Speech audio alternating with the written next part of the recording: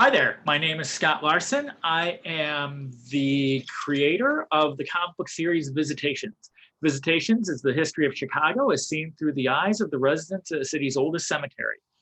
I have been conducting interviews for the past few weeks with different creative people in order to give inspiration to people who want to get into the business, any kind of creativity, whether it is comic books, whether it's cosplay, and even independent filmmakers. And what I'm doing in this interview is I am interviewing Heidi Cox. Heidi Cox came up with, she created and developed the series that broadcasted on YouTube called Stalking Levar. And she's since kind of spun off it started off as just these little vignettes, and then it became more of a weekly series, and now it's being turned into a movie, and the movie has changed to the title has gone from Stalking Levar to Chasing Fletcher Allen. And the way I found Heidi was through Twitter a number of years ago. And when I went and I took a look at the Stalking Levar movies, I was really impressed with what she was doing. And so I've been watching her. That was 2012 or 2013. And her stuff has really grown. She's an independent filmmaker. She's been doing this for many years. And I wanted to talk to her a little bit about what she's done, where she came from, where she's going, and the steps she took in order to get from the beginning of where she started to where she is now. So I am going to bring her on. Okay, she can talk. And Heidi, if you want to turn your camera on, we're all set for you. Okay. I don't know. Start video because the host has stopped it. It's telling me that I can't. Okay, hold on. Let me invite you. Because it says that you stopped it. Okay, so I've just asked you. Yeah. Here we go. There you are. Hi. Hi, thanks so much for sitting down with me. And so I wanted to, I gave a little bit of background on you in your introduction. Is there anything you'd like to add to what I said? I don't think so. I mean, it is true that the short film that we made is, I guess a spinoff would be an okay term to use. It's definitely inspired by it. It comes from the same seed, I guess, but okay. It's definitely a little more cinematic. It's its own story. There are homages to characters from Stalking Levar in it. So, but it really is its own kind of freestanding thing. It was originally going to be a Stalking Levar short film, but we decided to change that. So, and I think I'm happier with it, and I'm ready to put that storyline to rest and move forward with some of the other things that I want to work on. So before I start asking you questions about your background, tell us a little bit about what Stalking Levar was. What was the concept behind that? Well, in the beginning, I just thought it would be funny. I had like this funny idea where I was like, what if there are these two girls that were obsessed with, years ago, it was like Hugh Laurie. A girl and I would talk about how we liked Hugh Laurie, and like, wouldn't it be funny if there was like this little sketch that we did where it's like stalking Hugh Laurie, and we like try to go find him somewhere, and it was really just gonna be like a two shot on these girls, and they have binoculars and they're looking for him and they're talking to each other, and that was the idea. And I never did anything with it really, and then and then years later, I thought, well, what if it was, I love Star Trek, and I have this geek circle I'm in. That could be funny. What character from Star Trek would be awesome? Data was always my favorite, but then I thought of LeVar because LeVar Burton, he's been a part of like my childhood, and he's very iconic because of Roots, and he has this warmth about him, and a lot of people adore him, obviously. So it just kind of evolved into that. So, and in the first, I'd say 2 episodes are pretty much like kind of a message on like a systemic racism in a way, that was sort of what I was going for, in like as a farce maybe, or, and it was it was to kind of open the eyes, so to speak, of how we can be kind of blinded by our own obsessions and things like that. But we wanted it to be funny too, because the first episode is these two girls, two women. They're a little unstable, you know, and they're obsessed with him. They think he's their best friend. It's not a crush situation. It's like, you know, and that's all you know. And they're like, well, this is his favorite coffee place, so let's go hang out at this coffee place. But they're not smart enough to just sit at a table and wait for him, so they hide in like a stairwell instead, you know, which is creepy, and it's just weird and funny. And that's kind of how it started, you know. And then there's a man who walks by who looks nothing like Levar. He's just holding books, and he happens to be African American. And so the two of us are like, oh, it's Levar, you know. And it's just kind of a message on how, you know, how we can be kind of, I don't know, unobservant of details, and then we make up excuses for it. Like my character says, you know, oh, well, I have intermittent temporary face blindness. That's why I thought it was Levar, you know. And then it just grew into that. You know, it became a lot about why it was me kind of working out my own stuff. Like why was she obsessed with this person? What was happening to her in her life? What was she avoiding? What was her voice? Does she have a voice? You know, is there loss? Is there sadness? Is there, and all kind of sending it into a like funny way as well. So. And then you actually did meet LeVar Burton, correct? Oh yeah. Yeah, like when was that? It was probably after the first couple of episodes, maybe. Or no, it was after we definitely tweeted at him, you know, for a bit, and he shared the stuff, and I think he found it entertaining. And I met him at the Geeky Awards, and he was really sweet, gave me a hug, and asked when he could be on the show. Oh. Yeah, and then it never quite aligned. That was actually why it was going to be, the short was going to be Stalking Levar, and we had written it for him to make an appearance in it, and then it didn't work out. I just didn't align. He's a very busy man, especially, you know, lately. Like he does a lot, but I think he's been directing for years, but always very, very kind, you know. And so we took the film in a different direction, because I still wanted to make something, and I liked the idea, and it ended up working out really well, because with Phil Lamar, who we based him on LeVar Burton, but we also based this character Fletcher Allen on Mr. Rogers and Sesame Street, or any sort of iconic children's show that you might have grown up watching, and how he's kind of like this father figure to a lot of kids, you know. And so we were able to create a character, and Phil Lamar played him, and that way we were able to shoot clips of the kids show and the sci-fi show he was on and stuff, and it, you know, we could create our own sort of world there, which I liked a lot. So I want to talk more about this, but before I do, one of the reasons why I wanted to talk to you is because there are a lot of people who want to become filmmakers, and you know, before you become, you know, professional filmmaker, you have to be an independent filmmaker. And so I'm wondering, how did you get started? What was the first movie you ever saw? Do you remember? First movie I ever saw? Yeah.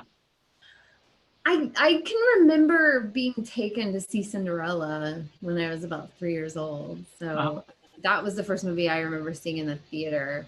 And I think I always liked it's something I miss right now too, is like going to the movie theater and getting your popcorn and watching your movie. Although when you're little, they didn't have booster seats back when I was a little girl. So you kind of had to sit up on your knees or sit on your parents' lap or something if you couldn't see over the person in front of you. There was no stadium seating or anything like that. But I think it was Cinderella, and I loved her for a while. I mean, now in hindsight, like the story of Cinderella, I have some issues with it, you know, being a woman and all that. But I think Disney's also taking these stories and trying to come at them from a different angle now. So, I mean, Cinderella is a public domain story, but it's very, very old, and it's about a girl being rescued by a man.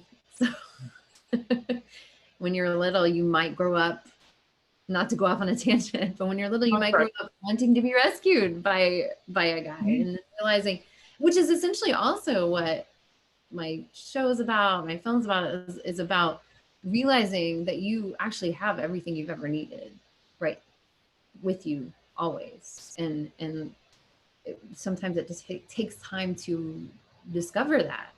You don't always know that right away until you've solved the problem and you look back and you go, wow, I took care of that. I don't need someone to come rescue me. Although it is, sometimes we do need help and it's okay to ask for help. But anyway. So when Answer. so sorry.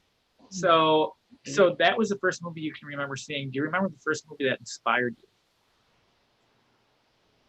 The first movie that inspired me in any way, or Let's say to become a filmmaker.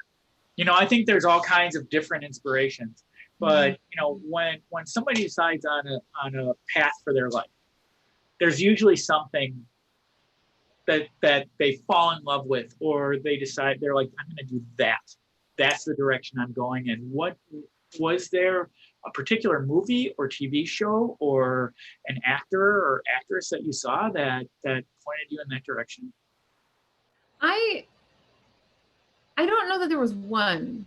Okay. And it really was more about acting because I'm an actor or an actress or however you want to say before anything else. I mean, the reason I became a filmmaker was because I am an actress and I needed footage and I was tired of waiting to be cast in things and other people to create things for me. And then I would be lucky enough to audition for it and get a role. Cause I mean, the competition here is intense. And sometimes it's a catch-22 because you have to have footage in order for people to bring you in. But how do you have footage if you don't get hired to do anything, right? So I started making the web series, the series, because I needed footage, and I had a funny idea, and I had an agent at one point who told me that she didn't think I was particularly like quirky or funny, like that wasn't how I struck her, and I was like, that's wow, you don't know me at all. So I felt like I needed footage like that. But growing up, I mean, I always had this desire to perform or express myself and felt sort of muted or something. I still have that. I think most actors do. But I mean, Neverending Story was really inspiring to me as a kid. But you just think in terms of I want to do that, but you don't realize like what it entails. You just kind of want to go on an adventure and be in a movie because that would be so cool. And I can remember when I first started watching Star Trek, it was Star Trek: The Next Generation. And I wasn't into it. And then one day I watched it and I was like, this is really good.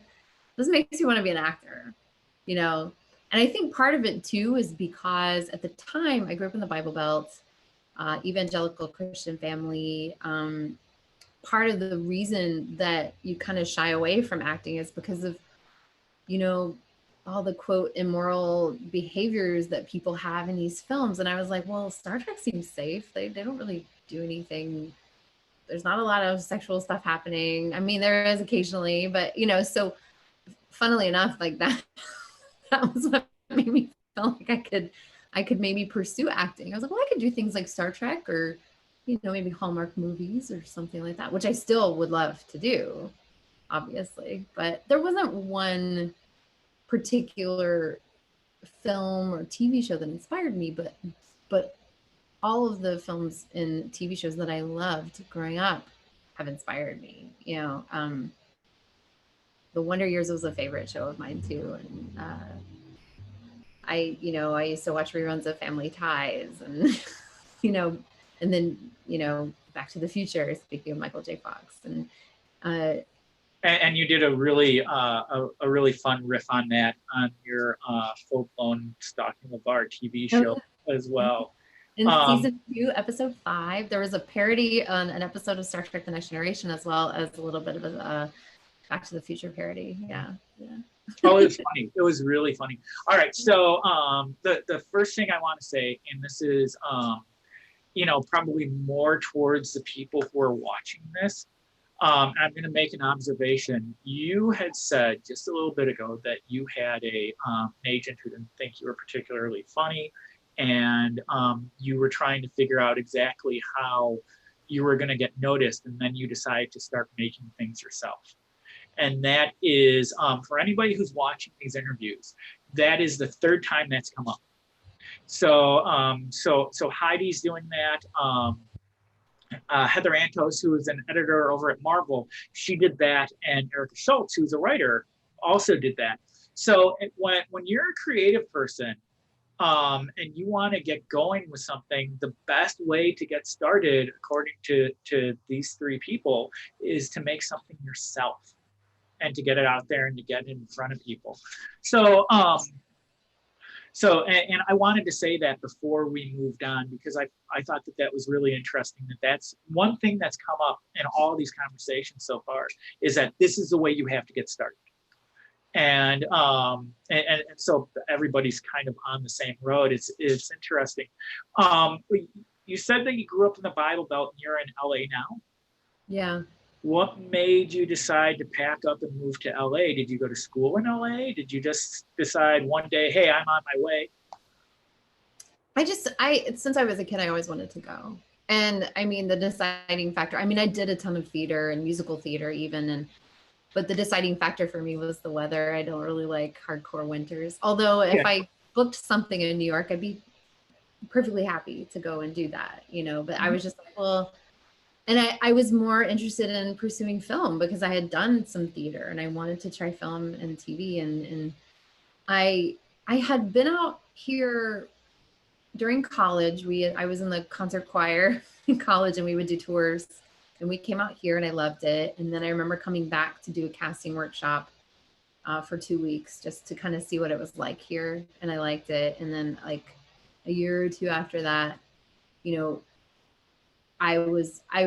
I was living in South Carolina, I had like a grown-up job. I was, I was engaged actually to someone, and we didn't end up getting married, which ended up being a good thing. It was a good thing. And so when that happened, I realized, well, I don't have any attachments here and I'm still fairly young. So I would like to go there and try and see. I wanted to be around more creative people.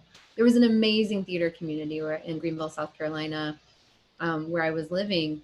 And I was able to do a little bit of film, independent film. And I did a little bit of background work in Atlanta with Tyler Perry, who was just starting to do some stuff there. And but at the time, the film and TV production wasn't as big in Atlanta as it is now. So coming here was smart, and it was just good for me too, to back away and kind of take a look at everything and see what really find my own voice and what do I think, what do I feel, how do I see all of this that's been taught to me forever, what about this new thing that I'm interested in, and so that was why. I mean, and I think as a child when you don't grow up here, when you're not from here, you kind of look at Hollywood and you look at LA and you're like, wow, it's so otherworldly. And it's cool to come here and realize that, it is a little bit to people that don't live here, but it's like any other place. And you just happen to maybe go to Starbucks one day and there's Rod Stewart, and but you kind of get used to that, So, and then that's cool that you get used to that, because then it helps you not feel so intimidated as well. So were you part of the theater community in South Carolina? Yes. Okay, so what did you were an actor, I'm assuming. What place did you act in? Sorry, say that again. What place did you act in? Sorry. Oh my goodness.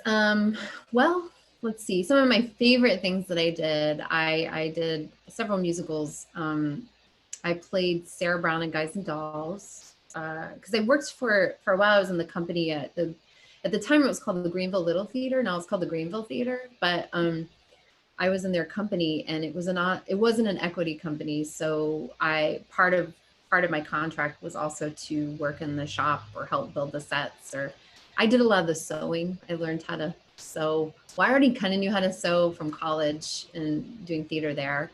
But I honed a lot of my sewing skills there because I would just help make the alterations for the costumes. Sometimes I would build costumes, and then I was in the shows. But I was Sarah Brown and Guys and Dolls. I played Cinderella and Into the Woods. That was probably my favorite thing, and it was the last thing I did before I moved here. But I mean, I was in Joseph, and I was in an Agatha Christie play called Murder at the Vicarage, where I played Priscilla Clement, who was the vicar's wife, and really enjoyed that because I got to work on a dialect, which was fun. But yeah, my goodness, so many plays: Camelot, Sound of Music, Frankenstein. There's a ton. We did a lot. We did a lot of stuff there. And then there was one called Sanders Family Christmas that was really fun. That was how I kind of learned to sort of play the guitar. And now I play the ukulele kind of, but I'm a singer that just wants accompaniment. So I don't really like work really hard on honing my instrument skills. I played the flute, when I was younger. And so I learned to read music doing that. But yeah, guitar and ukulele and stringed instruments, like I'm always impressed with people that can just, mad wail on them. I think it's amazing. So, but yeah, we did a lot. We did a lot there. So what was the first thing that you acted in when you got to LA? I think, if I remember correctly, other than acting class, I was cast. Okay, back up. Hold on. Before you do that, what kind of acting classes did you take? Did you go to one of the local universities? Were there private? No, I met with an acting coach, and her name was Carolyn Berry. She had been recommended to me by a friend, and so I went and met with her, and she made some recommendations for me. She put me in an improv class, and she put me in a Meisner class. She had instructors working for her, but she also taught commercial technique. She was actually one of the better commercial technique teachers here in town. Not the warmest person, but definitely knew what she was talking about. And she's since passed away, but her school still exists. And she was a very smart lady who had also been a casting director before that.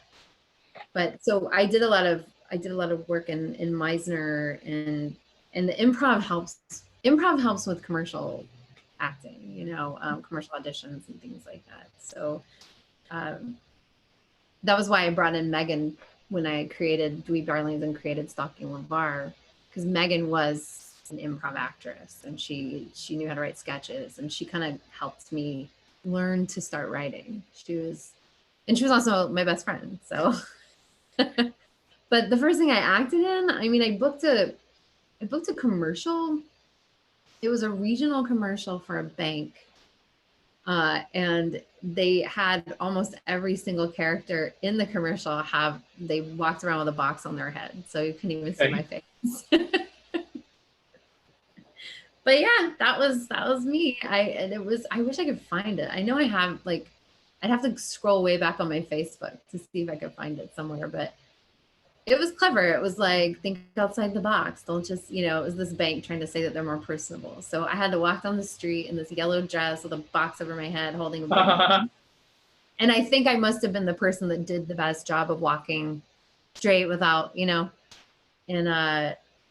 they liked my dress because they had me wear my own clothes because they liked what I wore in the audition. So what did that job lead to? Did that lead to anything in particular? It's funny.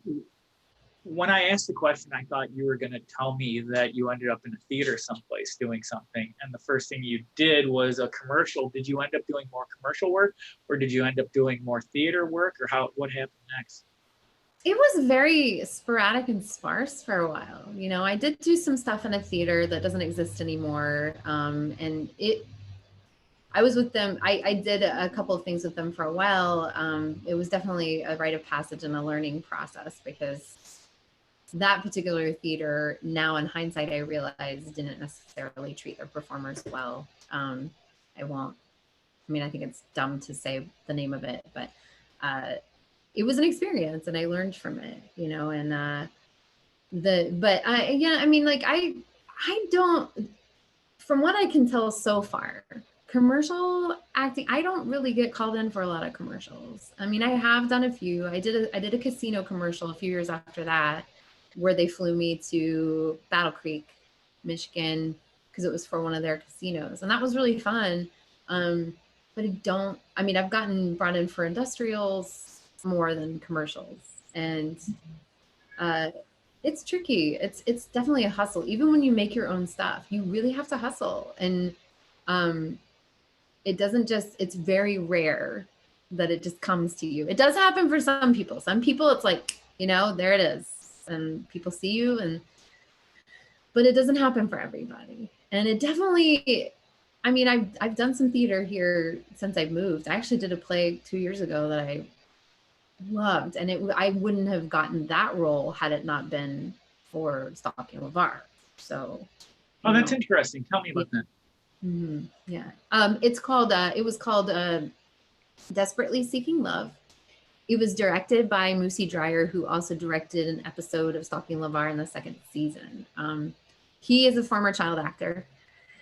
He dates a former child actor, and there was a former child actor in the show as well as a soap star. So we had a really interesting audience every week. We only played on Friday nights, but we were always sold out. We had like Jerry Mathers came. It was crazy. I just remember, what was his name? Jeremy Miller from Growing Pains was there. One night Corey Feldman was there. It was a really cool experience, and I got to play a singer-songwriter and play my ukulele and sing, which I really missed. I haven't done a musical in a while, which is why I did an episode of Stalking Levar that was a musical. So, but Moosey just called and offered me the role. He said, if you're interested, it's yours, because he'd worked with me, and I was so honored that he, felt confident to offer me that. Yeah. But even then, it's like you think with all of these executives and stuff coming to your show, something will come of it. And maybe something will, even in the future. Who knows? Like, maybe I'll go in for something or run into something that'll be like, oh, I remember you. Like, you're always planting seeds, but it's always a hustle. That's why filmmaking, I find it to be therapeutic in a way. You're creating still, you're keeping, if your creativity doesn't, I heard someone say this one time, if your creativity doesn't express itself, it can metastasize. And I think it's important to hone into that. And it's easy to get, especially right now, it's easy to get, down, low energy. I mean, I don't know, you're a writer. Every writer I've talked to, it's different. It's like, oh, I have all this time, I can write. I thought that when this happened, and I haven't really been able to crank out the stuff I've wanted. So, but some people are just writing script after script after script after script, or, story after story. It's kind of different. Well, I don't consider myself a writer. I consider myself an artist. And as a matter of fact, when I work on my comic, I don't sit down and write it out. I can't. That's not the way my mind works. Yeah. And what I do is I have an idea here, an idea here, and then I'll kind of start pulling them together. And then I'll try, and then I'll have little sketches, and it's like, well, how does this lead over to here? And so when I write in pictures. I have no clue what the characters are going to say until about a week before I'm done. That's so cool. You're like it's like a storyboard. Yeah, it is a storyboard. I love that. It's absolutely a storyboard. And so I let the stories write themselves. So the characters usually decide where they're going. And if I have an idea and that doesn't line up with where the characters are going, then they don't go there. Because it doesn't feel right. Yeah, no, I know what you mean by that, for sure. It's creative people all go through this stuff. And you mentioned a minute ago about how if you're a writer, you've got all this time. I think that the first couple months of the quarantine, I was like everybody else, where it's like, where's that next chocolate chip cookie? And I'm like, and then after a while, it's like, okay, well, I need to start doing this, or I need to start doing that. And I had, for example, and this is, I feel like I'm taking over your interview here, but No, Um, I don't know. I the asked. the next issue of my book I'm doing is issue number 6. And I know how the issue began and I know how it ended. And so I did the last 10 pages of the story. And then I did the first 3 pages of the story. And then the rest of it sat there for about 3 months because I had no clue where I was going with it. And I ended up being on a Zoom meeting that was incredibly boring and all my stuff was shut off. And so I worked it out while other people were talking.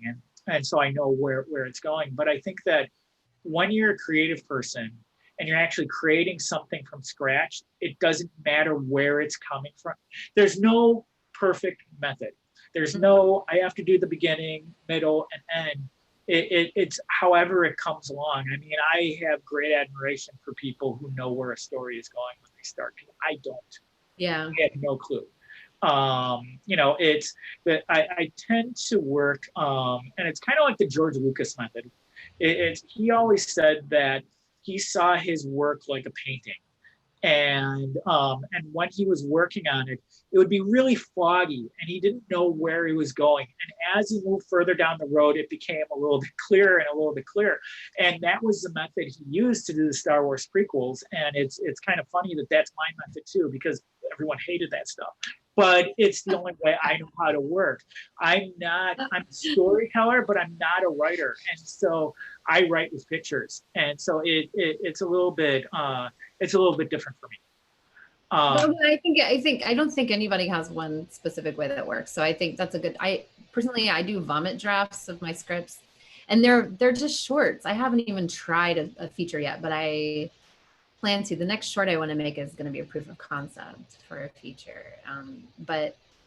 So I'm challenging myself, but like before anything else, I'm an actress. And so the writing, it's something I do like it once it starts, but I have to sit down or I don't know what's happening. If I don't sit down and open up the document, I have no clue. I'm not, and I'm sure like at some point I'll start doing the index cards or the whiteboard or something like that. But I don't know, like do you carry a journal around with you? Sometimes I go through That help? Yeah, sometimes. Yeah. I mean, a lot of my journaling is my own internal work, but I mean, a lot of times when I write, I look back on it. Like when I look back at Stalking Levar, I was like, wow, this is my life in a way. I mean, I didn't obsess about a celebrity, but I like all the stuff that she's going through, and how even the way that like in the first season, the first 2 episodes are very silly because I wanted to make it silly because I didn't want it to be emotional. As you go, it gets less silly and it's more, there are jokes in there, but there are some emotional things that are being touched on, and it grew into its own thing. I didn't know where it was going either. I had no idea. And then it turned out, oh, okay. Yeah, that actually makes sense. And then I didn't realize it. And it grew as I grew because I was in a relationship. It was abusive. I felt I had like sort of a Stockholm syndrome about it. But there was a part of me that wanted to be free and wanted to feel loved. And I didn't feel loved where I was. So I started showing myself love again, which I didn't even think I could because I was like out of my mind. I felt like I was going crazy, and I didn't think anybody cared about me anymore because that's what happens to you when you're in those situations. You start to believe things that this person tells you about yourself if you don't have a strong foundation, which, I grew up in a bit of a chaotic environment. And so I had to start creating my own foundation. And it started with creating that community where I started writing and I started making something. And then I met people and these people were kind to me and they seemed to like me and I liked them. And I was like, oh, they're nice people around, but you also learn people that you love, but you don't necessarily think it's the best fit to work with them,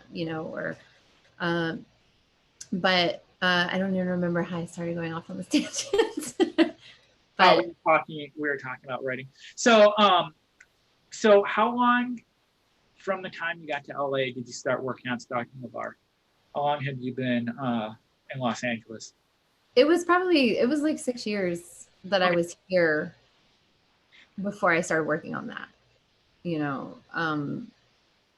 I was here for a while, and like I said, when I was in that relationship, I neglected my career a lot. I didn't really do what I needed to do. I started putting all my energy into that relationship and trying to make everything okay. And I was trying to see myself through someone else's eyes that wasn't capable of really seeing me, you know? And so it was a while, but I mean, I had to build contacts too. I mean, like I worked at a post-production company. That's how I met a lot of people who were editors and filmmakers and stuff like that. You know, you kind of get to know people. And then what you realize, it's once again, you realize you've had everything you've ever needed. You just didn't know. And then once you start doing something, it's like, oh, wow, I know this person. I can do this. I can find somebody with this. Oh, this isn't so hard. I can grab an SLR. You can find a DP. Let's write this little sketch. Let's shoot it. Let's put it on YouTube. It'll be funny. Haha, you know? And that's what we did. So when you went into the second season and it became like a gigantic production, and that's the way I can describe it. What had happened was there were 4 episodes originally in your first season, and they're about what 3-4 minutes each, something like that. Yeah. I maybe 5 to 7. I'm trying to remember like the last, like the 3rd and 4th episode might have been a little longer than 5 minutes. So I can't remember. And then you started at one of the crowdfunders. What platform did you use on that? The first time I did it, I used Indiegogo. Okay. I think that's actually, I think I stole that from you because I did a crowdfunder on Indiegogo as well. And I think I saw it and I liked it because you would still get the money even if you didn't make your goal. It's a flexible. And something like Kickstarter, it's like, yeah, you didn't make it, sorry, get lost. And I didn't want to deal with that. So I decided that I would do what you guys did because you did Indiegogo. And I think that, were you a little short the first time around? We still, I don't know that we've ever, any crowdfunding, well, no, I'll say the finishing funds when we went over, we were like 110% funded, but that one, and then the one we did with Seed and Spark, we never quite got to 100%. Yeah. So, but we still were able to keep whatever we raised. So Seed and Spark, you have to get to 80% before they'll let you keep it. But I liked Seed and Spark for Chasing Fletcher Allen because it's female owned, and they just have they really have a supportive network for helping independent filmmakers too. So like it's a great company. We had some contacts there as well. But yeah, Indiegogo is great too. And yeah, so the second season we raised money on Indiegogo, and the first season I made on the cost of food. So I fed my actors and my crew, but I wasn't able to pay them. And then the second season I was able to pay the crew, but not the actors. They were all deferred contracts. And then this film that I made, I was able to pay everyone. And that was always what I was working toward, was being able to pay people something and learn something from it, you know? And like you were saying before, the difference between the look of the show, the first season and the second season, yeah, like you just start to learn, but also I was going for something a little more TV, less sketchy, you know, like it was very sketch. It looked like a sketch at first. And if you look at the 3rd and 4th episode of the first season, even that looks different than the first and second. And then in the second season, you know, we were just able to bring in a lot of really interesting, cool people that wanted to be part of something and knew what they were doing. And the DP is a huge part of it, you know, and we sometimes have different DPs on different episodes and different directors. I guess technically I was the showrunner. In the second season, correct? Sorry? In the second season, correct? Yeah, well, first season as well. We had different directors and. Oh, you did? Okay. Yeah. So who directed the first season? Different people. Alex wrote and directed the first episode. James Bradley Williams directed the second episode. Charlie Parrish directed the 3rd and 4th episodes. And he also shot them as well. And then the second season, I wanted to try to champion more female directors. So we brought in some female directors as well. And because Dweeb Darlings, that's kind of what my company is about, is championing female creators. So, so we brought in some female directors as well. And the first episode's a musical, and that was Ryan Constantino, and it was the only episode that I didn't write. I outlined it for him, and he wrote it, and he wrote the music. He did everything. He wanted it to be his thing, that episode. So I gave him like the outline for the story where I wanted it to go, and then he wrote the music, the script, and then he did all the special effects. He was also kind of his own DP. I mean, he brought in his own crew, and then he was amazing. And then he did the audio mixing, all of it. People love it. Actually, that's the one that LeVar. Every time I see LeVar, he's like, that musical episode is so good. So. He wasn't LeVar wasn't the only Star Trek person who saw that, was he? Sorry? I said LeVar Burton was not the only Star Trek person who saw that and commented, was he? Oh no, yeah, Will watched it. He's always been really Will Wheaton. Yeah, he's always been real supportive. He's a good guy. So yeah, we have a lot of mutual friends. So I'd say Will and I are friendly. We're friendly acquaintances. So he's a good guy. And yeah, I mean, and even Margot Rose, who was in the famous episode of The Inner Light, she was in episode 5 of the second season. She was in that parody episode. So she was very gracious and kind to do that, and we love her. So yeah, we learned a lot about how to shoot stuff, and I wanted to make sure that every time we shot, we made it look more and more cinematic. And then with this short film, we definitely went for cinematic, and we shot it in 4K, and we used Cook lenses, and we used like red cameras, and that was a goal. I mean, and Jonathan kind of took the reins as far as that, like deciding that stuff. And we wanted to, it's definitely when you watch it, you'll see like it's just more cinematic, and even the tone of it is, it still has funny parts like the clip that you saw. But there's some dramatic elements to it too. I call it a dramedy for sure. So I just on this new Zoom technology, I just gave you, or I believe I gave you access to share a screen, and we talked earlier about you showing a couple of clips. Sure. And so, what do you want to show us? Which would you like to see first? The Stalking Levar season 1 recap? Is that? Yeah, I think so. Okay, let's do that. So tell us a little bit about that. So when I wanted to make sure and have a recap for people in case they started at the beginning of season 2. So we just have like a 40-second recap of the first season of Stalking Levar here. So let me just share. I'll share my sound. And then we'll go screen. My computer is freaking out a little bit. Here we go. All right. When you saw, it was this whole care package that I sent, and it was so lovely. It was beautiful. I mean, you put all of his favorite things in there. Oh, hey, Lamar! My name's Ray. Well, we saw the children's books. Hey! Hi! You guys really haven't changed since high school, have you? Shut up, Susan. I'm walkabout in Australia. That's where I am. I'm walking about. My husband went on one before we got married, and it was like the best time of his life. Here. I put my number under Anglophile. I still don't know who LeVar is. LeVar Burton, my best friend. He's the one that I'm writing the musical for. Okay. So let me pause that. So that was just a recap of season 1. So you can kind of see there's a little bit of the systemic racial elements and the obsession with LeVar, and like even Russell Andrews plays the lookalike guy in the second episode, and he also is in the second season as well. And he is actually one of our producers of the second season. He's very supportive. So he's the one sitting on the blanket with his daughter.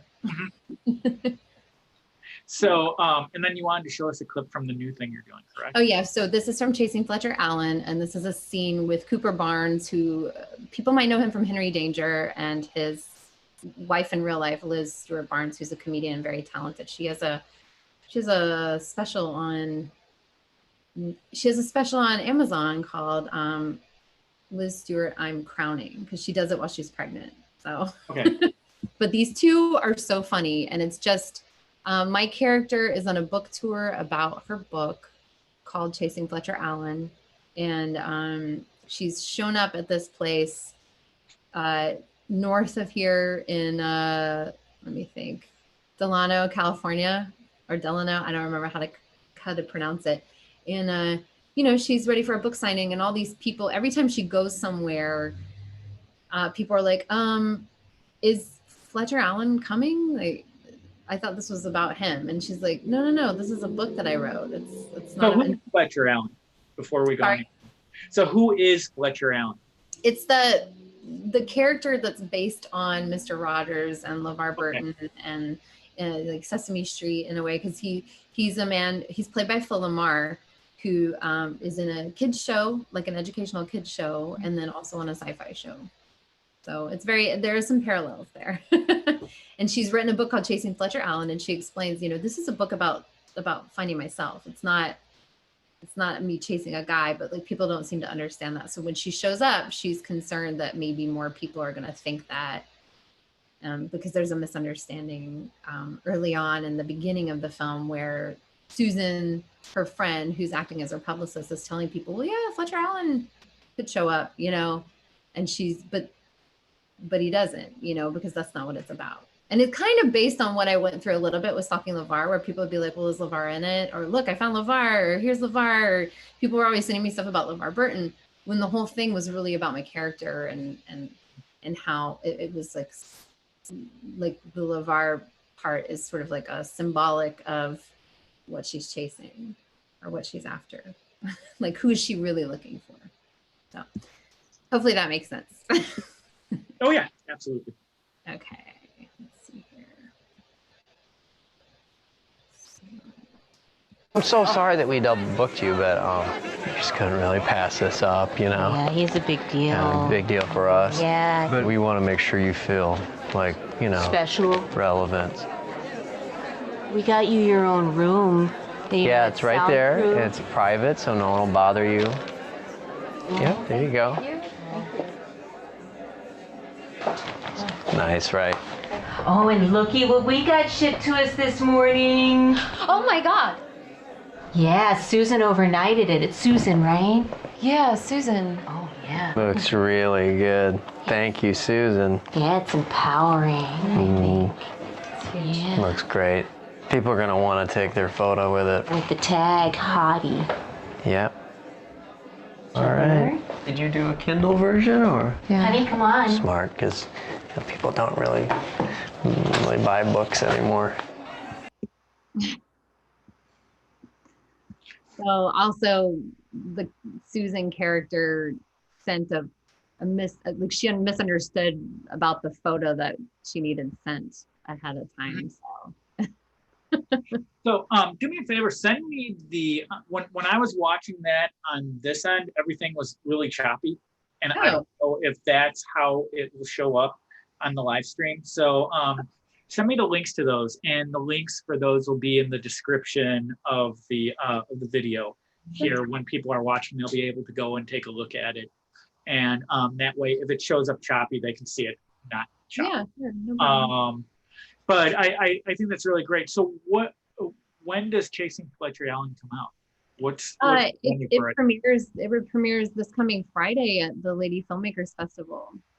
Okay. Which is a festival that takes place in Beverly Hills. Now this year it is online mostly, with some drive-in screenings, but I think the drive-in screenings are later into next year.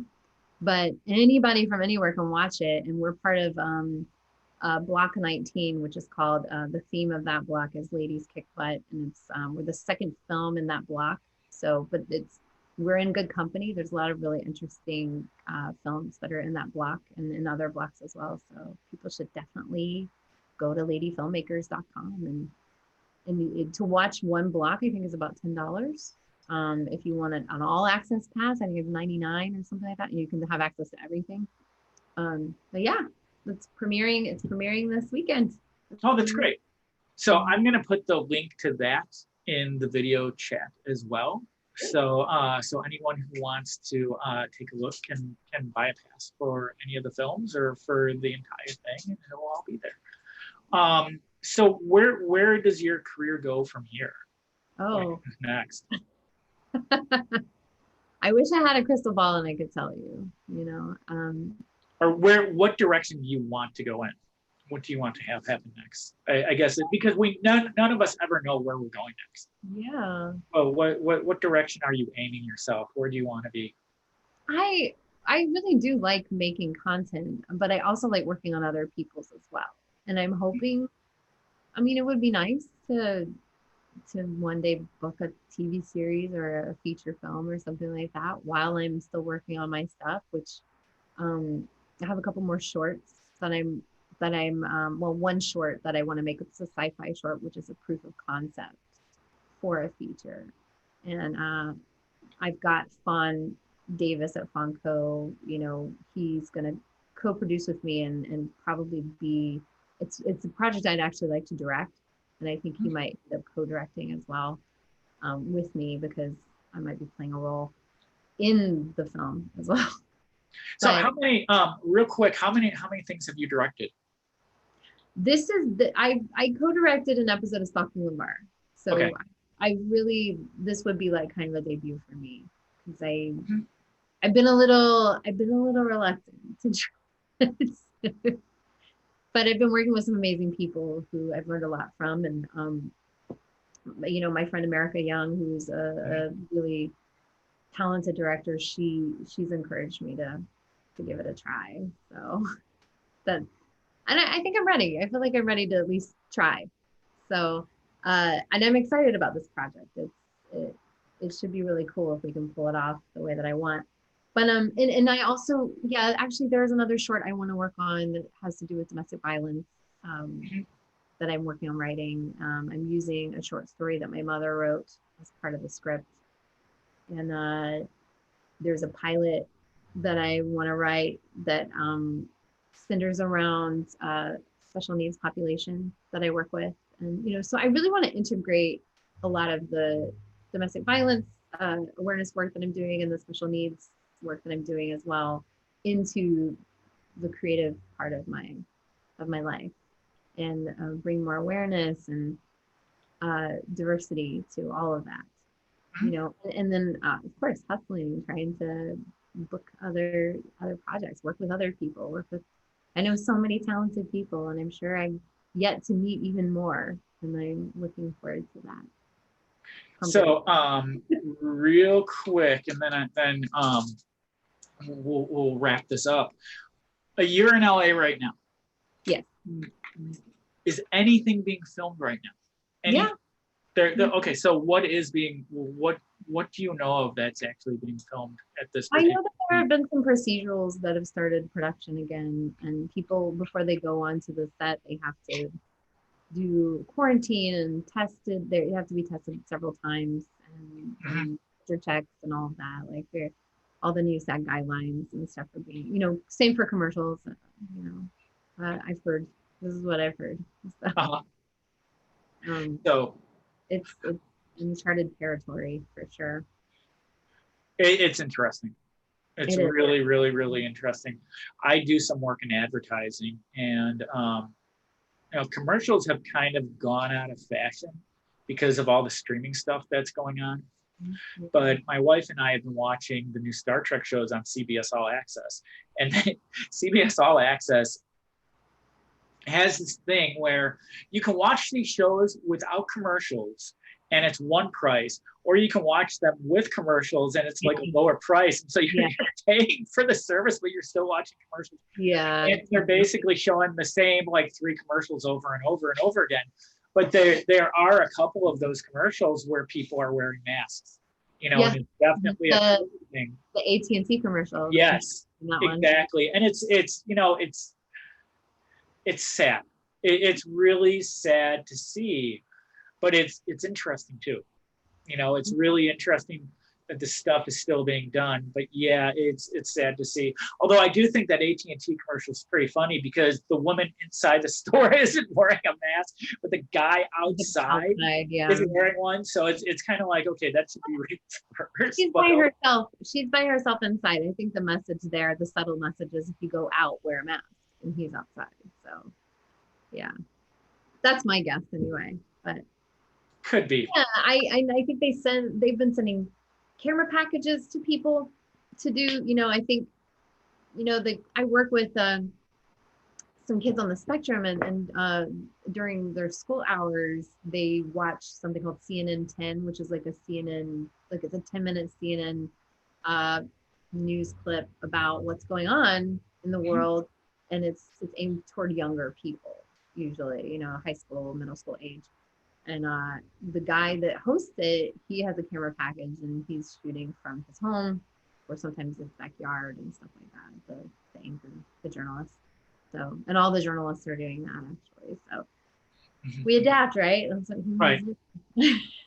Well, it's interesting because I had mentioned to you before, I was on John Suntress's program, and we were all like beaming in from our houses, and everybody's cats were like walking across the camera, or someone was showing a picture of the cat.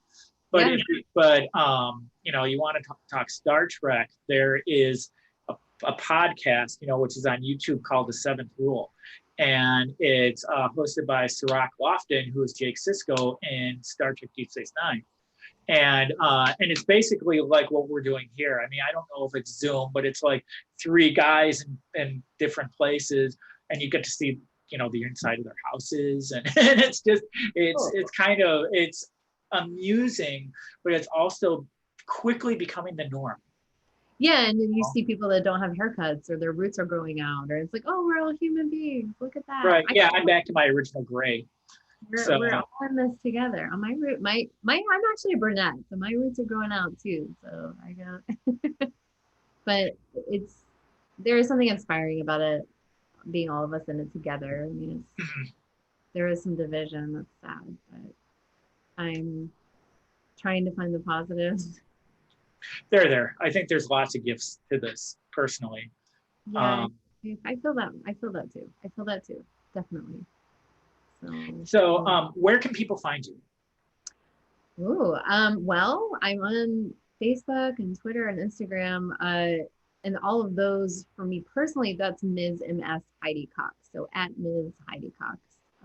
You can also find my projects on Dweeb Darlings. DweebDarlings.com will just take you to our Facebook page right now because the website's it's under construction. We're making some changes to it, but we have a Facebook page, and we also have an Instagram and a Twitter, and then Stalking Levar has a Facebook page as well. So all of those, and YouTube, obviously. I mean, that's where we started, right? But you can watch all the episodes of Stalking Levar on Facebook or on YouTube. We've looked into getting it on Amazon as well. They want closed captioning, and so I've been working on that in my spare time. Tricky. That's interesting because there's a lot of stuff on Amazon Prime that has nothing to do with like gigantic Hollywood movies. Right. And there's little 10-minute segments. That would be pretty neat. That'd be really, really, really cool. Yeah, there's a lot of stuff on there. So I'll definitely let you know. But yeah, the film premieres this weekend, so definitely check it out. Lady Filmmakers. I can't think of a better film festival for us to premiere with. Seeing as we like to promote female-centered content and creators. So that's really, really, really cool. So I think we're gonna leave it there. And all of the links to where you'll be able to find Heidi will be in the description in the video. The next interview that I'm going to be doing will be this week, and it will be with comic book writer Dirk Manning. We'll see what happens there. Thank you very, very much, Heidi, for joining us, and stay safe, everybody, and we hope to see you next time. Thanks. Bye-bye. Hold on one second.